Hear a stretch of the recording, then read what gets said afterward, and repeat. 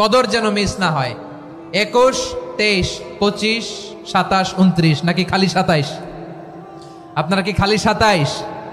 হ্যাঁ না, ফালতামিসু feel আশরিল আওয়াখিরি feel মিনাল ভিতরি, রমজানের শেষ দশকের বেজর রাতগুলোকে কদর হিসেবে তালাশ করো।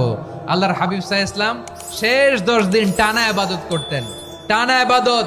ইদা জাআল আশরু আহিয়াল লাইলা আইকাদা আহলা ওয়া জাদ্দা ওয়া শাদ্দাল মিজার, সারা রাত জেগে ইবাদতের নজির নবীজির নাই, শুধু রমজানের শেষ দশক ছাড়া। সুবহানাল্লাহ বলেন। নিজেও ঘুমাতেন না, ফাতেমা রাদিয়াল্লাহু তাআলা আনহু, আলী রাদিয়াল্লাহু তাআলা আনহু কাউকে ঘুমাতে দিতেন না, সবাইকে জাগিয়ে তুলতেন।